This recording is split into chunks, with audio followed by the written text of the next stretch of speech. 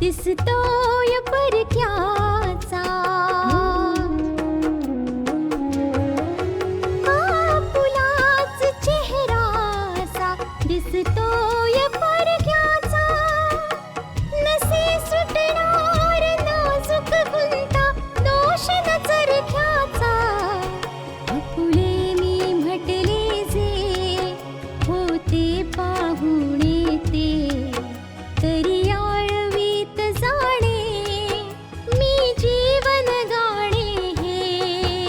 रेखा ही भाग्याची, रेखा ही भाग्याची, रेखा ही भाग्याची, रेखा ही भाग्याची. आत्तापर्यंत आपण पाहिलं गोविंद बलराजला घेऊन एका अशा ठिकाणी जातो जिथे सक्सेनाला बांधून ठेवलेला आहे. हा सगळा खेळ गोविंदनंच रचलेला आहे. सक्सेना पोलिसांकडे जायला नकार देतो.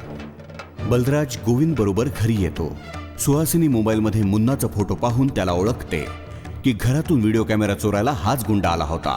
सगळ्यांच्या दृष्टीने ही गोष्ट स्पष्ट होते की तो आशाचा माणूस आहे आणि सक्सेनाला किडनॅप पण निश्चितपणे आशानेच करायला लावलंय. आता पुढे आता तुम्ही काय बोलणार आहात? आता कोणतं स्पष्टीकरण देणार आहात? आता तर हे सिद्ध झालेलं आहे की सक्सेनाला किडनॅप आशानेच केलं होतं. हे असं फालतू बोलताना लाज नाही वाटत तुम्हाला? जे मनाला येईल ते बोलता तुम्ही. काय तुम्ही म्हणताय म्हणून ही गोष्ट सिद्ध होते का की सक्सेनाला किडनॅप आशाने करायला सांगितलं होतं? तुम्हाला लाज वाटली पाहिजे बलराज, तुम्हाला लाज वाटली पाहिजे. लाज तुम्हाला वाटली पाहिजे कारण सगळ्या चुकीच्या गोष्टींमध्ये आशाला साथ देताय तुम्ही. मी विचारतोय की का फोन केलाय तुम्ही? कशासाठी? फक्त हे सांगण्यासाठी फोन केलाय की जाऊन जाऊन आणखी किती खालच्या थराला जाणार आहे आशा. तिचा ना कोणता धर्म आहे आणि ना काही इमान. तिचा धर्म तुझ्यासारख्या लोकांना कसा दिसणार रे? अरे तुझ्यासारख्या लोकांना ईश्वराने ती दृष्टीच दिलेली नाही की माझ्या आशाचा धर्म काय आहे ते दिसू शकेल किंवा आशाचा चांगुलपणा दिसू शकेल. अरे तुम्हाला काय माहित धर्म काय असतो ते? तुझ्या घरापासून वेगळी झाल्यानंतर पण, विजयशी नातं तुटल्यानंतर पण ती त्याच्या दीर्घायुष्यासाठी प्रार्थना करतेय आणि तू तिच्या धर्माकडे बोटं दाखवतोय. अरे दुसऱ्यांच्या धर्माकडे बोटं दाखवताना तुझ्यासारख्या लोकांनी या गोष्टीची आधी जाणीव ठेवली पाहिजे की एक बोट जर तुम्ही दुसऱ्यांकडे दाखवत असाल तर 4 बोटं तुमच्याकडे असतात. माझ्या आशावर कोणताही आरोप करण्यापूर्वी एकदा स्वतः काय आहेस ते नीट बघ तू बलराज. स्वतः काय आहेस ते नीट बघ.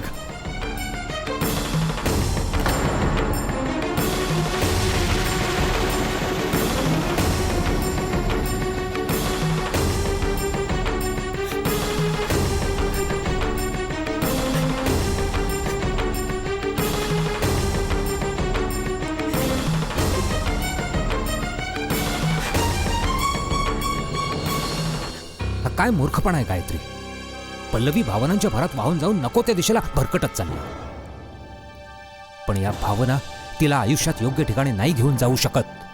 ज्या विश्वासाने पल्लवीला हे व्रत करायचं आहे ना, तिला अडवणं खूप कठीण आहे. आणि ती विजयवर प्रेम करते आणि विजयात संकटात आहे.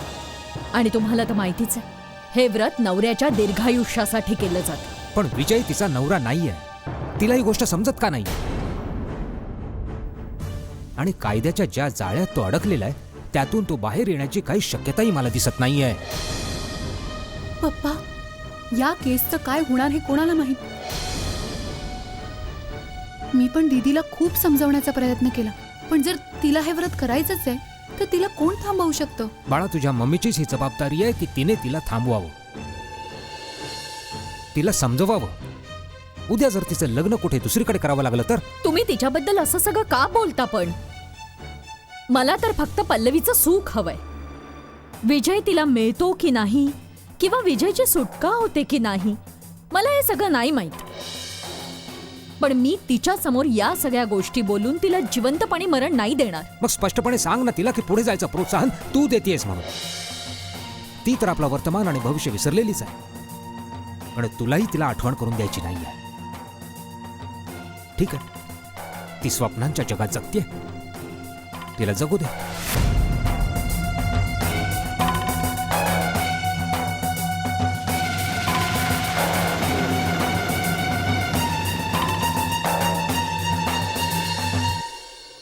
या सगळ्याच्या मागे आशाचाच हात आहे. हे आपण आधी सिद्ध करू शकत नव्हतो, पण आता तर करू शकतो, कारण पप्पांनी त्या गुंडाचा फोटो क्लिक केलाय. रिद्धिमा, फक्त एका फोटोने काय होत आहे? अहो, त्या फोटोच्या साह्याने पोलीस त्या गुंडापर्यंत पोहोचू शकतात, आणि मग तो गुंडच सांगेल ना की या सगळ्याच्या मागे आशाचाच हात आहे. तुम्ही सगळ्यात आधी पप्पांना घेऊन पोलीस स्टेशनला जायला हवं होतं. रिद्धिमा, समजून घ्यायचा प्रयत्न कर. हे प्रकरण तुला जितकं सोपं वाटतंय ना, हे प्रकरण तितकं सोपं नाहीये. अरे आशाला काय तू मूर्ख समजून चाललीयस का? ती एक वकील आहे, वकील. आपल्या बचावाचे रस्ते तिने आधीच तयार करून ठेवले असतील. ती असा कोणताही मूर्खपणा नाही करणार ज्याने तिची लबाडी उघड होईल. पण त्या गुंडाचा फोटो आहे ना पप्पांच्या मोबाईलमध्ये. मग तो गुंड नाही सांगणार का की सक्सेनाला किडनॅप करण्यासाठी कोणी सांगितलं होतं? मी म्हंटल ना की हे इतकं सोपं नाहीये. होऊ शकतं की आशा त्या गुंडाकडून काम करून घेत असेल, पण त्याला कधी भेटलीच नसेल. रिदमा, हे गुंड असतात ना, हे कोणाचा चेहरा पाहून काम नाही करत. यांच्यासाठी सगळ्यात महत्वाचा असतो पैसा, फक्त पैसा.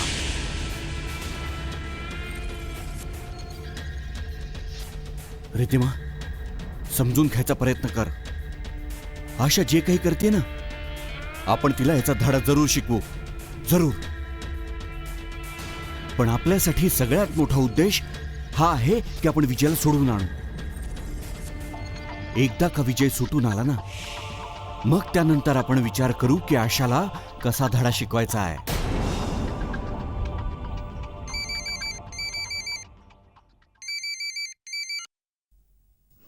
हा पल्लवी. हॅलो रिदी दीदी, कशा आहात तुम्ही? बरी आहे. तुला माहितीये का, सक्सेनाला खरोखरच किडनॅप केलं गेलं होतं. काय? सक्सेनाचा पत्ता लागला? हो, गोविंद आणि पप्पांनी त्याला सोडवून आणलंय. आणि ही गोष्टही समोर आली आहे की या सगळ्या मागे आणखी कोणाचं नाही, आशाचा हात आहे. काय? तुला आठवतंय पल्लवी, आम्ही तुला सांगितलं होतं की आपल्या घरात एक गुंड घुसला होता जो कॅमेरा घेऊन पळून जात होता. तेव्हा त्याला मम्माने बघितलं होतं. हो हो, मला आठवतंय. या किडनॅपिंग मध्येही त्याच गुंडाचा हात आहे. आशाला स्वतःला समोर यायचं नाहीये, ती लपून छपून हे खेळ खेळतीये. पण सत्य कधी लपून राहत नाही.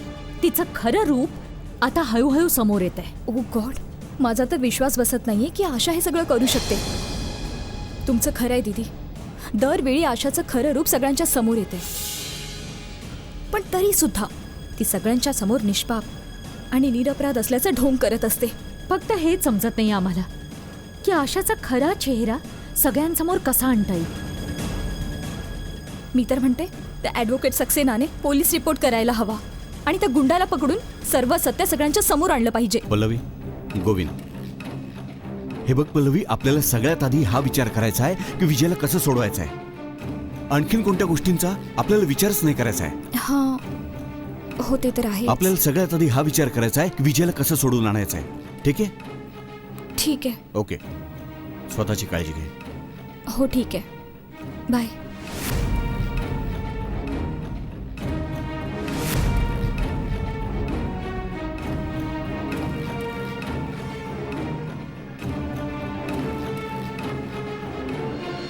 रेखा ही भाग्याची.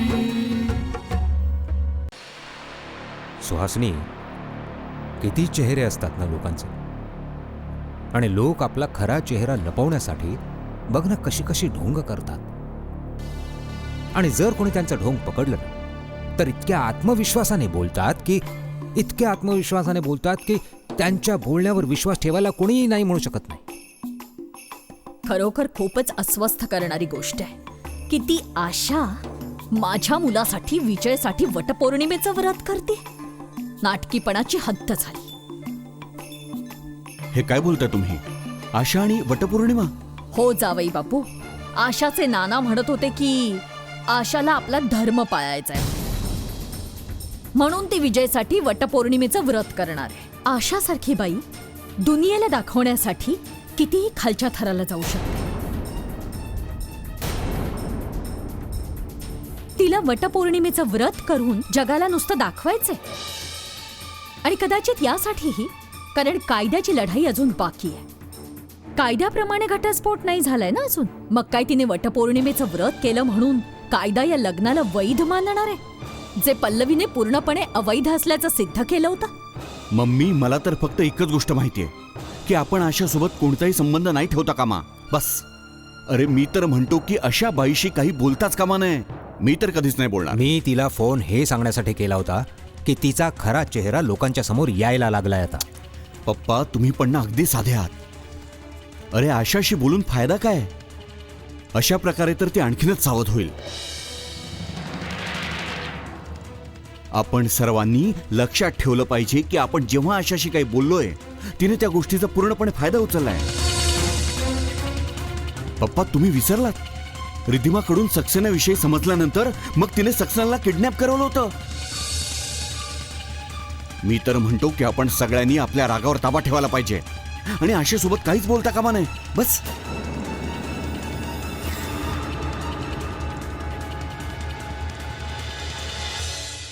नाना, आपला धर्म तर असा आहे की आपण तर दगडालाही देव मानून त्याची पूजा करतो. पण आज आशाला पाहिल्यानंतर खरोखर मला असं वाटते की ती ज्या लोकांसाठी आपला धर्म पाळते ते लोक दगड सुद्धा नाहीयेत नाना.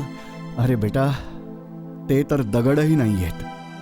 ते तर अजून ना आशाच्या भावना समजू शकलेले आहेत आणि ना आशाला. बरोबर. अच्छा नाना, एक गोष्ट सांगा मला की विजय खरोखरच या लायकीचा आहे की आशाने त्याच्यासाठी वटपौर्णिमेचं व्रत करावं? मी तिला समजवायचा खूप प्रयत्न केला, पण ती ऐकतच नाहीये. बस एकच गोष्ट बोलते की हा माझा धर्म आहे. आशा, हे काय आहे? आणि तुला हे चांगलं माहितीये की सगळी नाती विखरून गेली आहेत. ज्या लोकांना नात्यांचं महत्वच नाहीये, ज्या लोकांनी नात्यांचा अपमान केलाय, त्यांच्यासाठी तुला हा वटपौर्णिमेचा उपवास करायचा आहे? करायचंय मला माहिती की नाती विखरून गेली आहेत. मला नाही माहित की त्यांच्या दृष्टीने या नात्याचं काय महत्व आहे, पण मला इतकं नक्की माहितीये विजय माझा नवरा आहे, म्हणून मला एका सुवासिनीच्या धर्माचं पालन करायला हवं. हा उपवास मला करायचाच आहे. आशा, काय तुला आणि तुझ्या या धर्माला बलराज आणि त्याच्या कुटुंबातील लोक समजून घेऊ शकतील? काय तुझ्या विचारांचा ती लोक आदर करतील? काय ती लोक हे समजू शकतील की तू तुझ्या धर्माचं पालन करतेस? नाही आशा. उलट मला तर असं वाटतंय की ती लोक तुझ्या अशा विचार करण्यावरही काही संशय घेतील. काहीही असो आशिष, ना ते माझ्यासारखे वागू शकतात ना मी त्यांच्यासारखे वागू शकते. त्यांना जो काही विचार करायचा आहे करू दे, पण मी माझा धर्म जरूर निभावेन. मी माझा उपवास जरूर करेन. ठीक आहे. ईश्वर तुला शक्ती देव, सत्यासाठी लढण्याची शक्ती, आणि त्यांना सद्बुद्धी देव, जे तुझ्या या भावना समजून घेण्याचा प्रयत्नही करत नाहीयेत. धर्माच्या मार्गाने चालत तू जी लढाई लढतेस आशा, त्याकरता ईश्वर बस तुला यशस्वी करू. बस माझी हीच कामना आहे. रेखा ही भाग्याची. नाही, हे खरं नाही. हेच सत्य आहे सोनकाका. आणि हे सत्य तुम्ही नाकारू नाही शकत. तुम्हीच काय, कोणीही नाही नाकारू शकत. आशाने ज्या गुंडाला विजयच्या घरी कॅमेरा घ्यायला पाठवलं होतं, त्याच गुंडाने सक्सेनाला किडनॅप केलंय. आणि आता या गोष्टीमुळे तर हेच सिद्ध होतंय ना की या सगळ्याच्या मागे आशाचाच हात आहे. नाही, मला नाही पटत, अजिबात नाही पटत. आशा जी सत्याची साथ देण्यासाठी गोविंदला शिक्षा मिळवून देणार होती, ती आज इतकी बदलली आहे की एक माणूस ज्याने कोणताही गुन्हा केला नाहीये त्याला शिक्षा मिळवून देण्याचा प्रयत्न करतो. त्या विजयला जो तिचा पती आहे आणि ज्याच्यासाठी तिने वटपौर्णिमेचं व्रत करण्याचा निश्चय केलाय, हा सगळा एक दिखावा आहे, दुसरं काही नाही. हो पप्पा, आता तर काहीच समजत नाहीये की कोण खरं आहे आणि कोण खोटं आहे. अगोदर तर हे म्हटलं जात होतं की हा सक्सेना आशासाठी काम करतो, आणि आता हे म्हटलं जात आहे की त्या सक्सेनाला किडनॅप आशानेच करायला लावलं. हो दीदी, हे तर म्हणजे असंच झालं की ज्याला ज्याच्याबद्दल बोलायचंय ते फक्त बोलत राहायचं. That's it. कृतिका, मी तुला सांगते, सक्सेना आशाचाच माणूस होता, पण विजयला वाचवण्यासाठी आम्ही त्याला पैसे दिले होते. आणि जेव्हा आशाला हे समजलं की सक्सेना आमच्या बाजूने आहे, त्याने तिच्याबद्दल आम्हाला पूर्णपणे माहिती दिली आणि कोर्टातही सांगायला तयार आहे विजय त्याच्यामुळे सुटून येऊ शकतो. मग बस, आशाने त्याच गुंडाच्या करवी सक्सेनाला किडनॅप करवलं. त्याच्यामुळे सक्सेना कोर्टात नाही येऊ शकला. आणि आज विजय जेलमध्ये. अजूनही तुमचा आशावर विश्वास आहे? आणि या सर्वांसाठी काय विजयचं कुटुंब आशाला माफ करू शकतं? मला नाही पटत. मला नाही वाटत की आशा असं काही करू शकते. तुमच्या नाही म्हणण्यामुळे कोणालाच काही फरक पडत नाही, कारण सत्य सगळ्यांच्या समोर आहे. तुम्ही मान्य करा किंवा नका करू. पप्पा, मी तर काय म्हणते, तुम्ही या बाबतीत आशाला विचारत का नाही की तिचं या बाबतीत काय म्हणणं आहे? मी विचारेन आणि जरूर विचारेन, कारण मलाही काही प्रश्नांचे उत्तर हवीच आहे. विचारा सोहन काका, पण जरा तुम्ही स्वतःही थंड डोक्याने विचार करा की हे काय घडलंय आणि कसं घडलंय.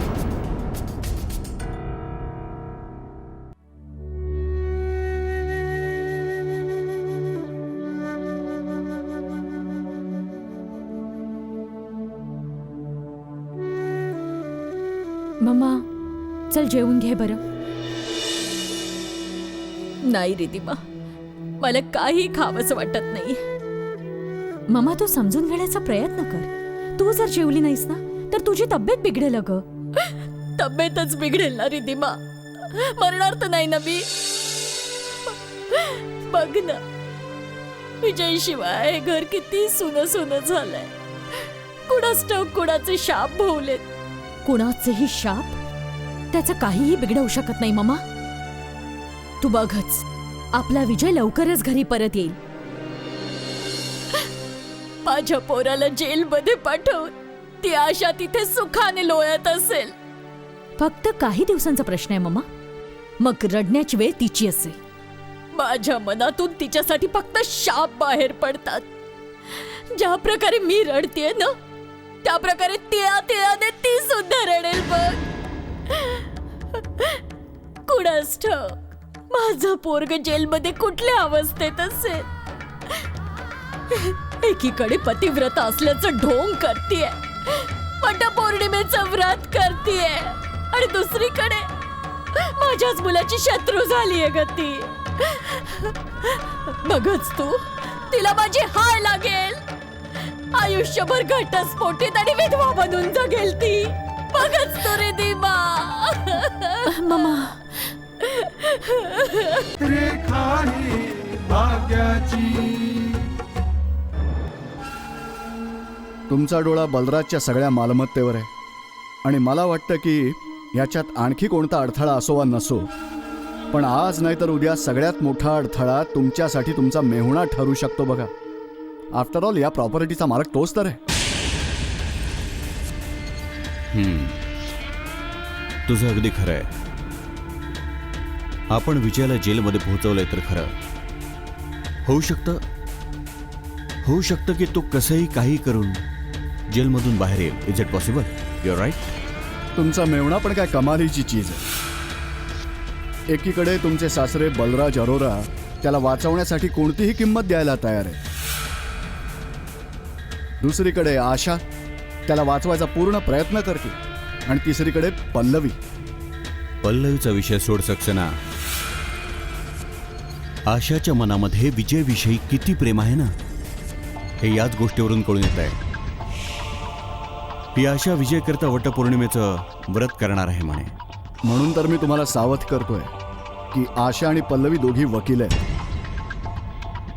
आपली केस जर जराशीही या बाबतीत कमजोर ठरली ना, तर विजयला सोडवण्यात त्या यशस्वी होतील.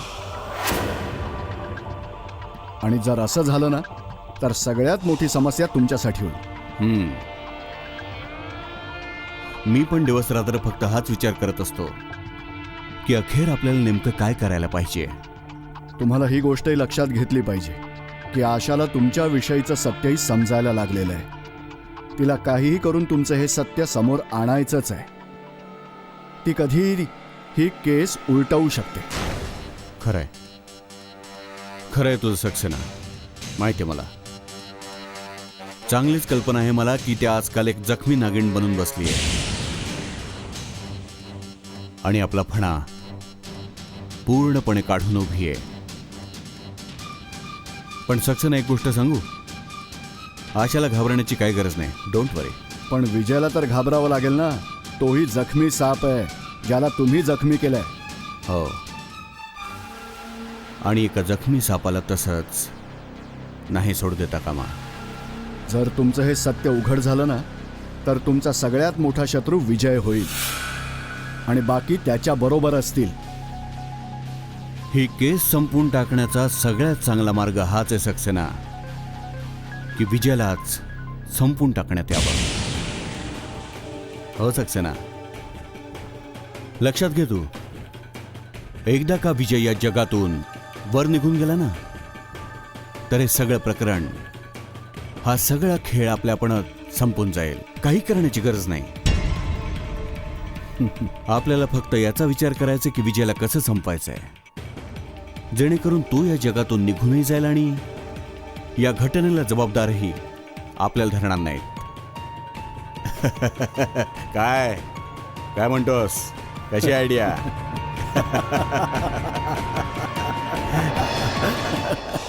तरी रिद्धिमा, मला तुझ्याकडून जाणून घ्यायचंय की जर विजयमध्ये आणि माझ्यामध्ये तुला कोणाला एकाची निवड करायची असेल तर कोणाला निवडशील?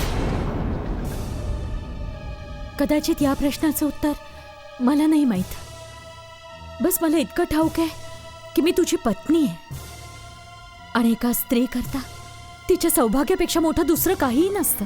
ज्यांनी माझ्यावर आणि अजयवर हल्ला केला होता, आमच्यावर गोळी झाडली होती, हा त्यांच्यापैकी एक आहे. हे काय बोलतेस तू? बरोबर बोलते मी, हा तोच आहे. अच्छा, म्हणजे अशा ही गोष्ट तर तू इन्स्पेक्टर जॅकला सांगितलीच पाहिजे.